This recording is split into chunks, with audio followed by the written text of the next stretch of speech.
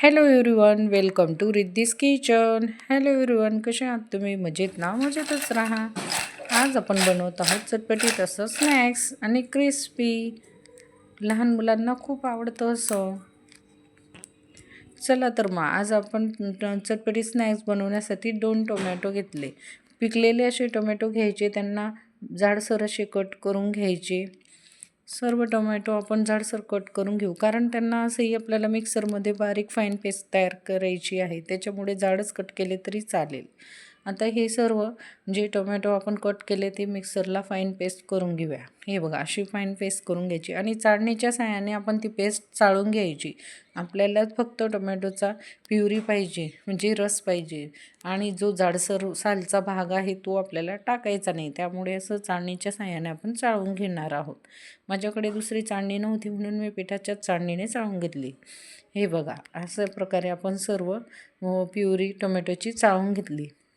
आता याच्यात आपण ओवा टाकूया, तो हाताने क्रश करून टाकलं, आणि जिरं टाकूया, थोडं चवीनुसार मीठ, आणि धने बडीशोप जाडसर अर्धा चमचा टाकूया. तर गव्हाचं पीठ टाकूया. तुम्ही गव्हाचं पिठाच्या जागेवर मैदाही वापरला तरी चालणार आहे, पण गव्हाचं पीठ जर घेतलं तर अतिउत्तम. त्याच्यासाठी मी गव्हाचं पीठ घेतलं. गव्हाचं पीठ हे हळूहळू थोडं थोडं घालायचं होतं, पण माझ्याने एकत्र घातलं गेलं. जर आपल्याला टोमॅटो प्युरीमध्येच पीठ मळायचं असेल, 1 महिन्यासाठी स्टोअर करायचं असेल, तर आपण टोमॅटोची क्वांटिटी अजून वाढवून घ्यायची आणि कणिक हे थोडं थोडं पीठ टाकून मग मळायचं. पण माझ्याने एकत्र टाकल्यामुळे मी थोडं पाणी घालून पीठ हे चांगलं मळून घेतलं. पीठ आपल्याला एकदम टाईट असं मळायचं आहे, जास्त सॉफ्ट मळायचं नाही, जेणेकरून आपले जे स्नॅक्स आहेत ते एकदम क्रिस्पी व्हायला हवे. म्हणून हे बघा, कणिक हे एकदम मस्त टाईट असं मी मळून घेतलं. ह्याच्यात आता थोडंसं तेल घालून अजून थोडं मिक्स करून घेऊया आणि पीठ हे चांगलं स्मूथ करून घेऊया. कणिक स्मूथ झालं की त्याला 5 ते 10 मिनटं वाटी झाकून आपण ठेवून दिलं होतं रेस्टला. आता 10 मिनटं झाले. आता कणिक आपण एक गोळा घेतला आणि चपातीसारखं लाटूया. पण चपाती थोडी जाड ठेवतो, पण ही एकदम बारीक असं आपल्याला पातळ अशी लाटून घ्यायची आहे. जर जाड लाटली तर हे आपले जे स्नॅक्स आपण बनवणार आहे ते कुरकुरीत होणार नाही. त्याच्यासाठी मी पातळ अशी लाटून घेतली आहे. हे बघा, मोठी चपाती आपण पातळ अशी लाटून घेऊया. चपाती लाटली की त्याच्या सर्व साईडच्या चारही बाजूच्या कळा कापून घेऊया, कारण आपल्याला जे आपण स्नॅक्स बनवणार आहे त्याचा शेप एकदम परफेक्ट होण्यासाठी आपण करून घेऊ. त्यानंतर आपण जे काट्याचा चमचा आहे त्याच्याने आपण सर्व चपातीला बारीक असे होल करून घेऊ, जेणेकरून ते आपण जे स्नॅक्स बनवतो ते फुलायला नको. आणि त्याच्यानंतर कट करून एकसारख्या सर्व पट्ट्या ठेवून आपण त्रिकोणी असा आकार देऊया, जेणेकरून स्नॅक्स एकदम छान दिसायला हवे. हे बघा, असं कट करून घेतले आणि सर्व आता जे आपण कट केले ते पूर्ण मोकळे करून घेऊया. एका ताटात पूर्ण मोकळे असे स्नॅक्स करून घेऊया. असेच सर्व स्नॅक्स आपल्याला कट करून तयार करायचे आहे. 2 ते 3 गोळे होतात एका वाटीत. तुम्हाला जर क्वांटिटी जास्त करायची असेल तर तुम्ही करू शकतात. आता एका तव्यात तेल घेतलं. मी लोखंडी तव्यातच नेहमी तळते, तुम्हाला माहिती आहे. तेल गरम झालं आणि त्याच्यात थोडे थोडे स्नॅक्स हे टाकून आपण छान खरपूस असे होईस्तोवर तळून घेऊया. जास्त फुल गॅस करायचा नाही, एकदम मिडियम आचवरच आपल्याला क्रिस्पी होईस्तोवर तळून घ्यायचे आहे. उन्हाळा लागला म्हणजे मुलांना सुट्या असतात, आणि मुलांना सुट्या असल्या म्हणजे त्यांना दिवसभर भूक ही लागतच असते. व तशावेळी आपल्याला नवनवीन पदार्थ हे बनवावेच लागतात.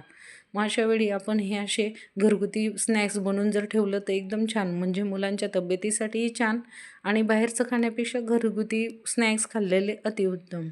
आणि कोणाकोणाची मुलं जर बाहेर असतील शिक्षणानिमित्त, त्यांनाही आपण स्टोअर करून देऊ शकतो, जेणेकरून त्यांना 10 ते 15 दिवस किंवा 1 महिनापर्यंत हे स्नॅक्स ते खाऊ शकतात थोडे थोडे करून. तर मग माझाही मुलगा बाहेर राहतो, त्यामुळे मी त्याच्यासाठी नेहमी असे नवनवीन स्नॅक्स ट्राय करत राहते आणि त्याला देत राहते. त्यालाही खूप आवडतात माझ्या हाताचे हे असे स्नॅक्स. चला तर मग बोलता बोलता आपले 2री 3री बॅच पण चांगले तळून झाले आहे. अजून शेवटचं राहिलं आहे, तेवढेही तळून घेऊया.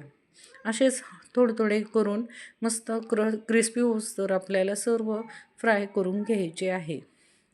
हे बघा झाले. आता आपण स्नॅक्स फ्राय झाले. आता आपण मसाला करू चटपटीत असा. मग अगोदर 1 चमचे चटणी घेतली. त्याच्यात थोडीशी हळद घ्यायची. हळद टाकली की धने बडीशोपची पूड घेतली, थोडंसं चवीनुसार मीठ घेतलं आणि आमचूर पावडर घेतला.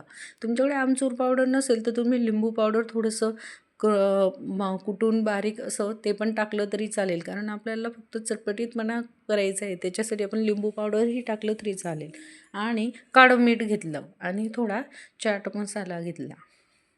त्याच्यात आता आपण काळ्या मिऱ्या ह्या बारीक कुटून टाकल्या, कारण थोडं चटपटीत असं म्हणजे थोडं तिखट, गोड, आंबट अशा सर्व चव हे स्नॅक्सला लागायला हवी म्हणून. आता मसाला सर्वीकडे पसरवून घेतला, म्हणजे मिक्स करून घेतला. जसं आपण तळले स्नॅक्स लगेच आपल्याला मसाले लावायचे, जेणेकरून पूर्ण जे आपले आहेत स्नॅक्स त्याला मसाला हा चिपकायला, म्हणजे तेव्हाच टेस्ट भारी येते. हे बघा झालं की मग आपलं स्नॅक्स रेडी. तुम्हाला आवाजाने समजलंच असेल की किती क्रंची आणि क्रिस्पी झालेले आहे. असेच नवनवीन रेसिपी पाहत राहा. आणि आजची स्नॅक्सची रेसिपी कशी वाटली तुम्हा सर्वांना कमेंट्स करा. आणि अशाच नवनवीन रेसिपी पाहण्यासाठी रिद्धीज किचनला सबस्क्राईब करा, लाईक करा आणि शेअर करा. धन्यवाद. आणि तुम्हीही घरी बनवून पहा रेसिपी आवडल्यास. धन्यवाद.